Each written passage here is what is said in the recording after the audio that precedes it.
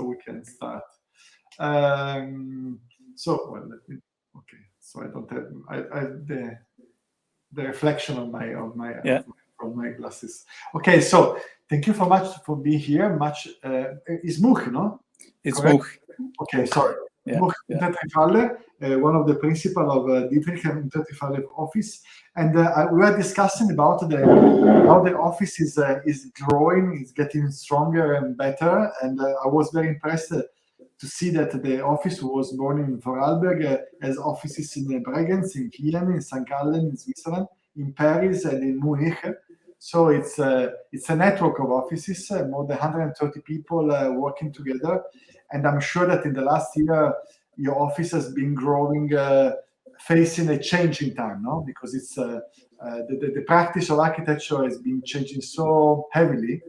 And so I would say that let's start from this point of view. How I mean, coming from your personal experience, or from the experience of your office, how can you tell us how the practice of being an architect has been changing so much, and which are the most important challenges which generated shift in your work organization in the office?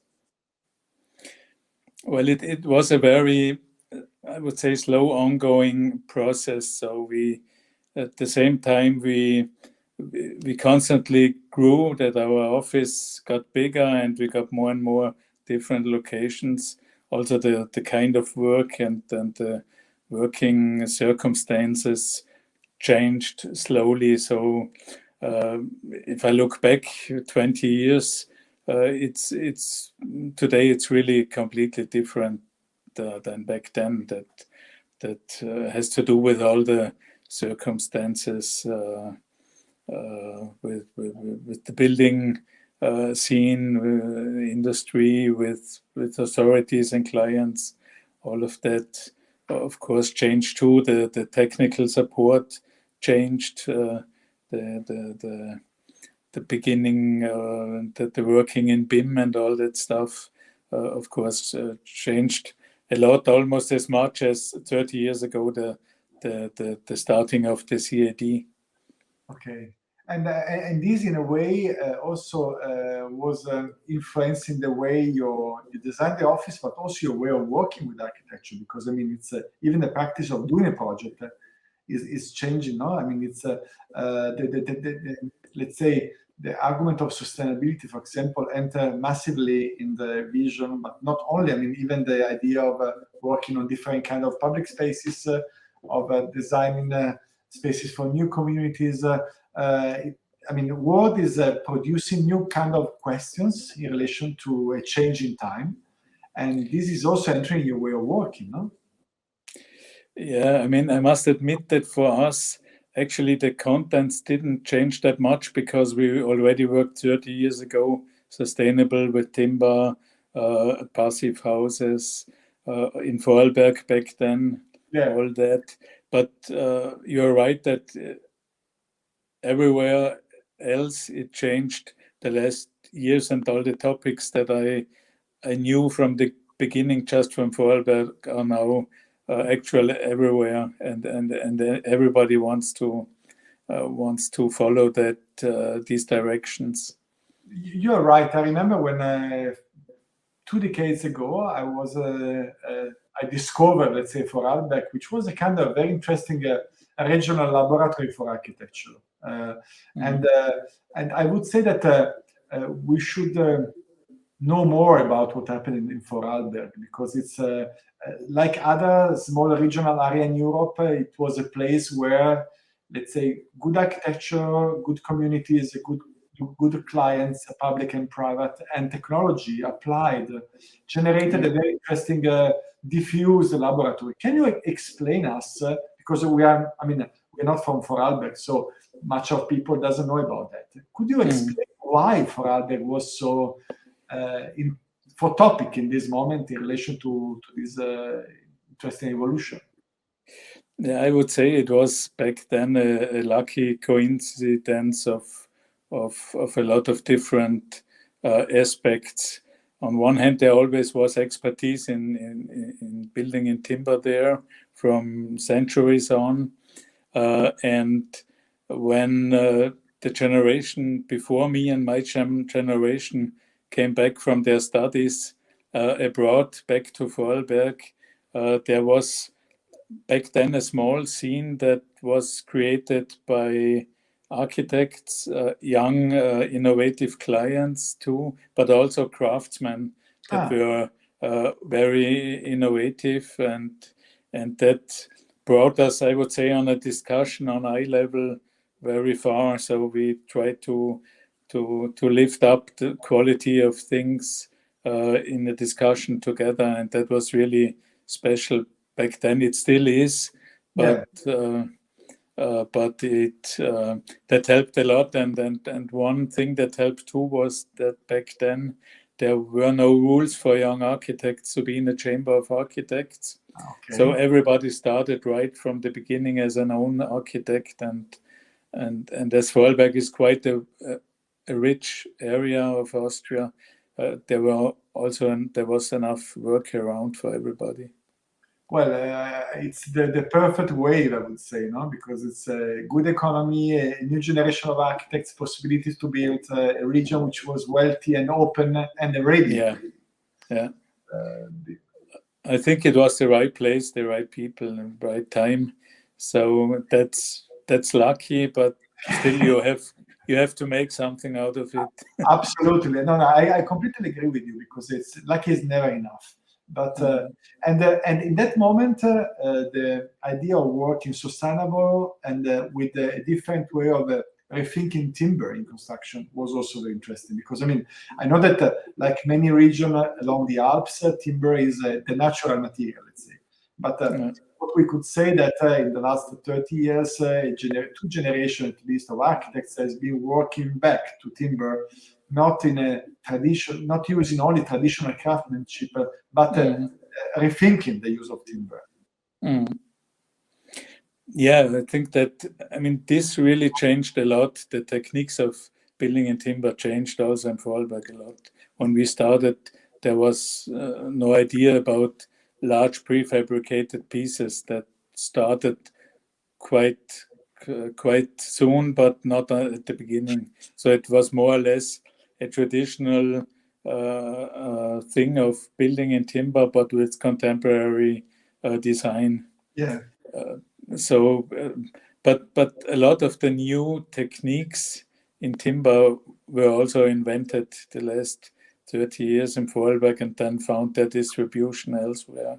So actually, we were always on the head of the movement, which of course helped us also to develop our expertise. And well, this is I think central. I mean, the fact that let's say the technique allowed you to work with traditional material as it was let's say modern material, no? So using span which were not allowed at the moment, using possibilities of intervention that at the moment were only be able only for steel and concrete, and now but I mean, can you tell us more, because one of the key arguments of our discussion is about innovation, no? And so I'm very much interested to focus on that. Which were the strongly innovative shift, no, in relation to timber construction, and how it was possible? I mean, probably it was a pushing from architecture and from companies to have something different and more performative in terms of uses. But I'm very interested about the way industry face the problem and the way industry work with you to find different solutions. Yeah, I think that, I mean, before it was like beams and single pieces that you fix together. Then when it changed to slabs, I think that was when it came up to do multi-story timber buildings, and that was so much easier with slabs, CLT slabs, for example. So this was at the beginning when we started building up like 4 or 5 story buildings in timber. That helped a lot. Before it was, if we had large prefabricated pieces, it was kind of boxes. But the boxes were larger and not as easy to build with. So the invention of the CLT elements was a big step forward. But still, I mean, there are all kinds of techniques are still there. It depends on the project. It depends on the spans, so on. So there is a lot of different aspects to follow. And timber, let's say, industry was working together. I mean, facing these let's say emerging issues of sustainability and energy waste, you know, because it's this is also those are related too. Yeah, I mean, of course, also for the enterprises, for the companies, it was a matter of their own growing. So, for example, the small carpenters that we started with in the 80s and beginning of the 90s now are quite big companies and deliver throughout whole Europe. So they also had to find new possibilities to produce, pre-produce, prefabricate buildings of a larger size, and how to handle that in logistics and on site. So all that stuff made it necessary for all players in the game to develop. I was looking through the materials. I mean, the production of your office. It's very interesting. As usual, you start with the small houses, and then the scale is growing, and now you are facing big urban projects. And I was very impressed by the fact that you invested a lot in school projects, because I was going through the project you did in France, in Austria, in Germany, different colleges and gymnasium and a new building for the school, where you applied the timber construction, let's say. But to me, also it's very interesting to see how you have been working on the idea of school architecture for community architecture. So how did you evolve the work on doing schools for the future? Because this one to be probably in the next decades one of the field of investments, no? Because in Italy, for example, it's very strong. I know that in Germany they invested a lot, in England and France too. So there's a lot of discussion about this argument, and you did a set of very, very interesting projects. I was very impressed by the quality of the project. Very different of the scale and different of the situation. But I would like you to express your philosophy in relation to the community buildings and how did you develop, also through example, if you like. Yeah, well, when that topic, the educational buildings was very important for us from the beginning. Of course, we started with small projects, mainly kindergartens in the beginning, and ended up all the way up to universities. As the one in Munich, we just finished the first phase last week for the technical university, the TUM, which is absolutely an increase in scale. That's a 140 million project in timber. But we think, and we always thought that these buildings are very important for the society, because it's our children that visit these buildings and spend a lot of their time in there. So the atmosphere and the impulses they got in these buildings, we think that is very important. I mean, of course, it's not just possible in timber, but timber transports the easiest a certain warm and friendly and cozy atmosphere that especially small children need. And we also got the experience within the decades that we frequently visit all our old projects too. So some of them are 25 years old now, and all of them look like at the first day just the timber got a little bit darker, but they are completely without any damage. There's what you can see often in schools, that everything is destroyed or drawn on or scratched. None of this happens in these buildings, and this brings me to the idea that maybe it doesn't, maybe it does matter what is your surrounding about, and what trust a building gives in his users to be used properly and appropriate. Yeah. So this still is for us a thriving idea, and also the handling and the use of the natural light is very important in buildings like that, and the natural light plays really nice with the timber surfaces. So it's and what I must say makes it easier to do these buildings in timber than maybe other buildings is that most of the school buildings you can have quite a rigid structure to develop the concept of the whole body of the building. So you have a lot of repeats in the axis, and all of this is of advantage if you build in timber. Well, the way you applied modularity and the kind of rational, very open and rational scheme helps a lot in managing also the progress of the building. And I agree with you that a school which ages well, it's a perfect example, no? Because it's you do a school for the generations, not only for the today. And so the fact that buildings ages properly, I think it's a fantastic example how good architecture should age with us. You know? And from this point of view, it's clear that timber architecture is a very strong point. I mean, it's but also I agree with you on the fact that if people feel good in a place, they take care of it. They care the building, and so vandalism is less evident, and the people feel part of it. You know, feel part of a school, which is also a house, which is a community place, and this is also very, very, very interesting. And I was wondering because the school, for example, in Italy, there's a very interesting discussion on the fact that the school can't be only a school today. No? It's also a civic place, a place that has a 24 hours life. This is something that is also going to happen in the project we are doing.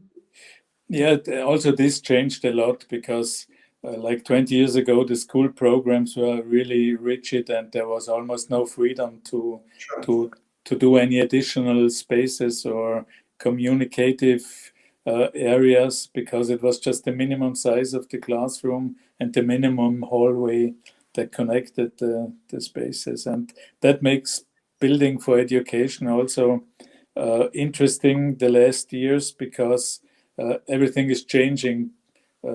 Children spend more time within the school, not just in the morning, but also in the afternoon. And at night, as you said, school buildings are used by whatever clubs or like the gym and also the classrooms for other lessons. So schools get more and more open buildings, not closed monofunctional areas, and this, of course, is important that you can develop new spatial schemes that are also give more impulses as a poor program. Yeah, so you can practice a lot of different kinds of learning. Not just the front teaching in front of a drawing board.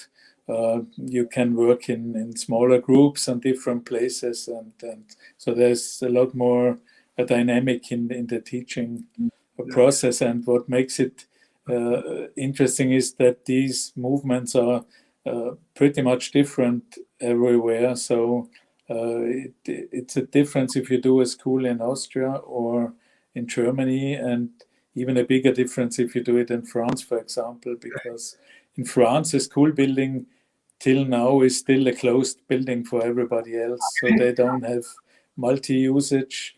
They still are closed. It's not allowed for anybody else to enter the buildings.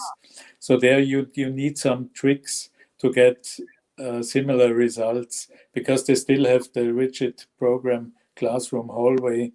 So Okay. you just have freedom if you, for example, let the hallways grow to the 3 or 4 times the size, and then you get more or less these communicative spaces for free without neglecting the program. That's very frustrating, because it's to me the 21st century is getting out of the boxes of monofunctional of the 20th century, which is one of the arguments. No, I mean we are there's a kind of fluidification in terms of usage, which is part of our daily life. So and every architecture we design too rigid is not surviving this time. To me, I mean, this is my personal point of view. I don't know what you think about that. Yeah, I think of course a building also should have the flexibility and the robustness to give the opportunity to change within the times. So if you follow just a strict program that is meant for a special situation at a certain time, then you're way not enough flexible. So it is necessary to think beyond and anticipate future developments, of course. Yeah. Which is one of the role of good architecture, no? Sure. Never today. My opinion is anyway that intelligent programming gets more and more important. Absolutely. It's not just a nice building necessary, but also an intelligent content, and which is very much in the philosophy of your work, you know? Because I mean, it seems that you are very much inside the idea that architecture is a kind of clever machine that you need to deal with a changing reality more than a formal product of something. Yeah, I think it's necessary to enable changes over the time. So before we were talking about the tomb in Munich, I was very impressed by the importance and the complexity of this project. Can you tell us more about this project? Because it's an ongoing project. Just the first phase is finished, and even the first phase is huge. So can you tell us about this project that you're probably following since you are in Munich? Yeah, it's really a really challenging project, and we were really happy to win that competition 5 years back. On one hand, it's of course the site is wonderful. It's within the protected gardens of the 72 Olympics. Wow. With all these wonderful neighbors, the Danish Freie Otto Stadium, the BMW building by Schwanzer, and all these wonderful monuments from the 70s, 60s. And actually on that site was a building from the 72 Olympics too. Actually quite a nice building. Unfortunately, it was done in curtain steel, so it's completely destroyed. It's even dangerous to use it, and so they had to find a new possibility to practice sports. It's one of the largest sports complexes in Germany, the most important for the Olympic teams. For us it was a challenge because we had to find a way that the existing halls still can stay in function 100% till the new ones are finished. So it was a quite difficult logistics topic to solve that. And we came up with a very simple scheme with 4 quarters that we realized 2 quarters diagonal, and that meant that we could save all the old halls for the moment. And now that we started this week in the new ones, we can destroy the old ones and add in their location the new university institutes, because the complex doesn't just house the sports, but also 6 sports medicine institutes, a library, auditoriums, large cafeteria, and stuff like that. So at the end, it will be a large campus for a lot of thousands of students. Wow, very exciting, and probably is one of the largest projects you are doing in your office. Actually, it's one of our two very large ones. The other one is the Festival House in Bregenz on the lake. Okay. But the tomb is also very large, and I think at the moment I'm not wrong that it is the largest, or at least one of the largest timber buildings in Europe at the moment. But which were the challenges to use timber for such a wide span? I mean, it's well, we had two main ideas.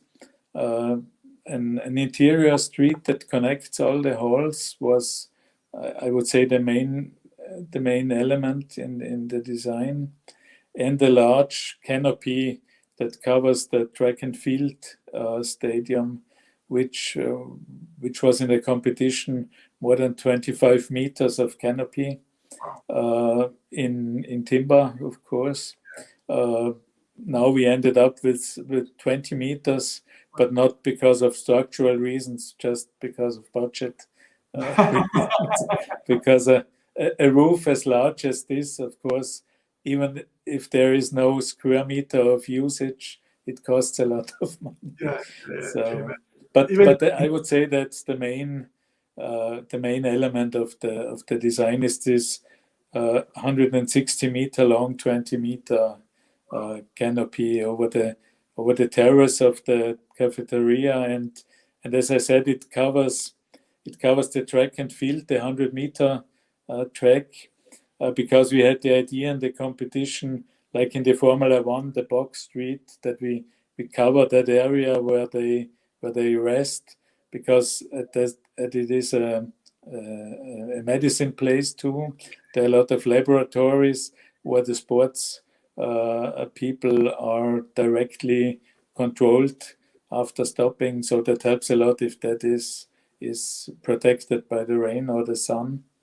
But actually that was the idea, but of course it dominates the whole space, because around the building is a 20 hectare space of outdoor sports facilities too. And from everywhere where you are in that, I always call it a green chamber, because it's surrounded by a listed dam of the landscape architect Cimek from the 70s. It's one of the only post-war landscape designs I know that are listed as a national monument. Okay. Yeah. Well, and from everywhere where you are in that space, you have a view towards that canopy. So it's more or less the identity of the whole place. Sure, it's a kind of a shadow, no? It's a strong element in a way. And I was thinking about looking at the project that you're right. It's such a relevant and sensitive area. Where from the beginning, from the 70s, landscape and architecture and innovation were the basics, no? Of the, I mean, the Freiotto Olympic Stadium is still today one of the masterpieces of European architecture. And at that time, if you imagine, it was an amazing challenge, no? From the technical point of view. And it was coming from organic thinking, no? So now it's interesting because you don't have to be organic anymore, but being organic means designing something which is breathing with the context around, no? So it's a kind of a new step in terms of innovation and sustainable architecture. Yeah, I would say it. I mean, it's also possible the other way around, still organic forms. But I mean, to be honest, our main idea was also not to have to compete with these fantastic free forms, but more or less give an answer that when we always had the image of an aircraft carrier that we dock to these green dams and that is floating in the landscape and more as a part of the landscape, also with the green roof and the fifth facade on top, than an outstanding monument by itself. These are everywhere around, so it's not possible to compete them with a building like this. I totally agree with you. But still, it's not a matter of forms, how you integrate in the landscape and how you integrate with the materiality and how the expression of the building expresses the sustainability and all that aspects, the openings of the building for the light. For us, it was the right answer to these other neighbors. I agree with you. And so, I mean, this project, as the other one you were telling me, it's part of a, let's say, on the large scale project, which means that you are moving from, let's say, the design of single building to the design of landscape and city, no? So how do you, I mean, what does it mean for you as an architect, the change in scale? Do you feel it? I mean, it's because not all the architects are easy on different scales, no? Yeah, actually, what makes maybe our office special is that we started with that second large-scale project very early in our career. So the design of the Bregenz Festival House is from '92, and we are now building the fourth phase of it. Wow. So it accompanied us our whole career, and what also maybe is special for a large office as we are, that we still do very small scale projects, houses, furniture exhibitions, apartments. So all the time we had a mixture of very small and very large projects running. It's just more now, of course. Sure. Oh, which is good. I mean, it's I think that the jump of scale fits the vision, no? So you don't become rigid only in doing only one thing, but you feel, as we said, from the spoon to the city, no? You continually work on a circular vision.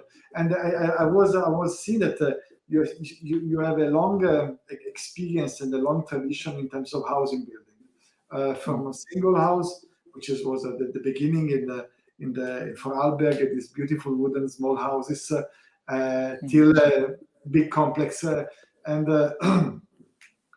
Well, in the last 2 years, it's impossible not to say we had pandemia, so a lot of things has changed. Even for example, I see in Italy in the design of housing, no? Because let's say the issue of security, the issue of open air, some new issues are entering in the way we are designing houses today. So did you feel it's something that entered in your agenda in terms of design process or not? Because this is very interesting to understand. Well, actually, I mean, developing new projects is quite a slow process. So that's, of course, just in the recent projects, it's something that you consider too. It's hard to tell if you can consider different stuff, because on one side we are discussing if the housing should change, that it's easier possible to work at home, to have enough space, or to have a free space that you still can go out even if you're not allowed to go out.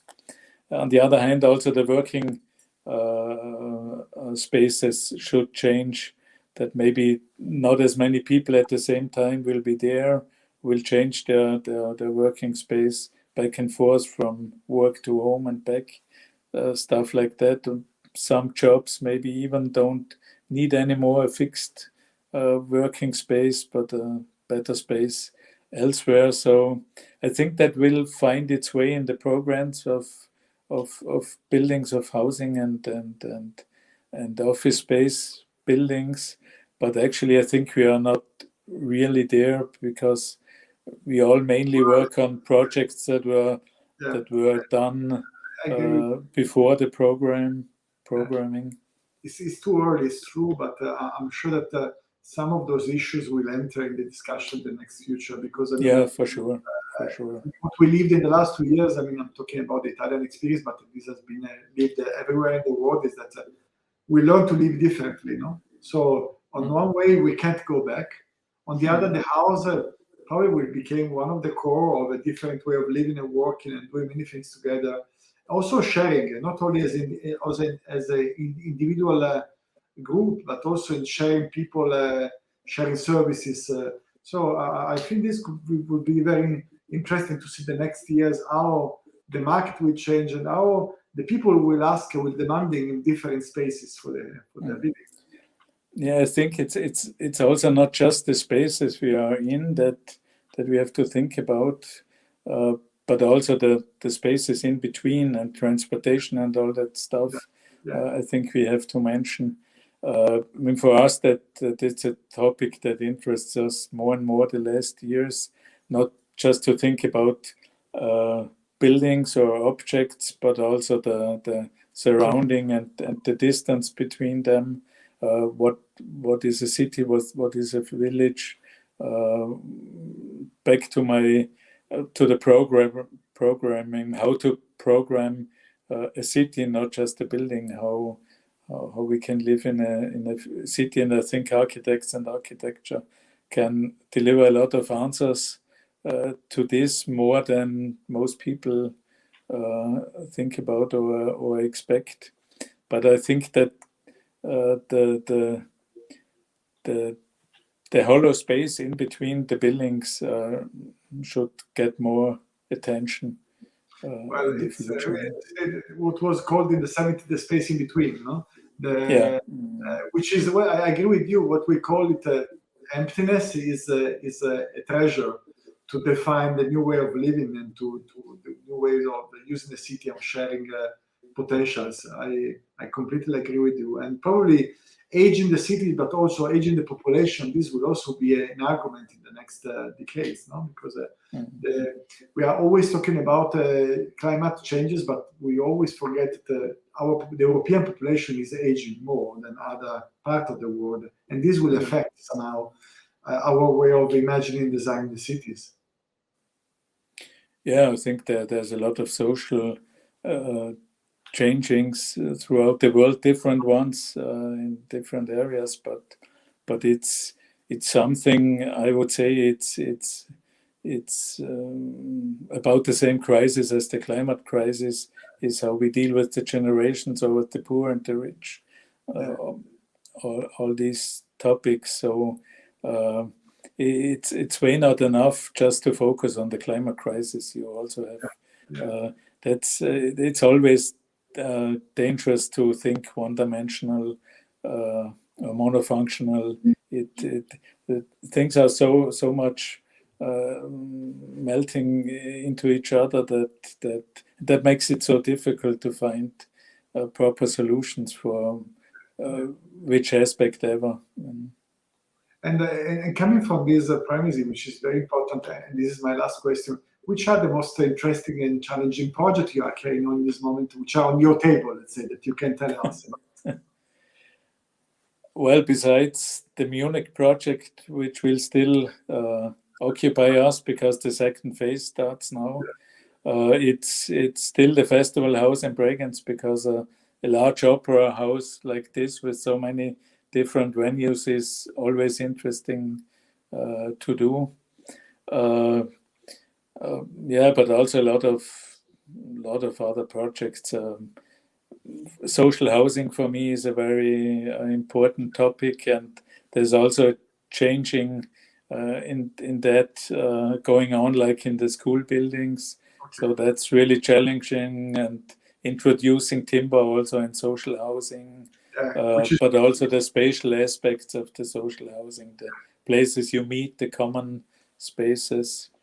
So I couldn't focus on one project. It's what I like most is the diversity of the projects we have and the different scales we have. So you're always in some project in the beginning and other projects at the end. So it's always going one into each other, and that's, for me personally, it's important to stay awake and don't lose fun on work.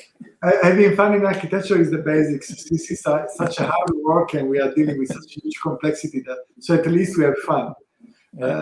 And this is fundamental. With the fun we can close. I think it's perfect. So thank you so much for Much, and thank you, Luca, for generating this nice conversation.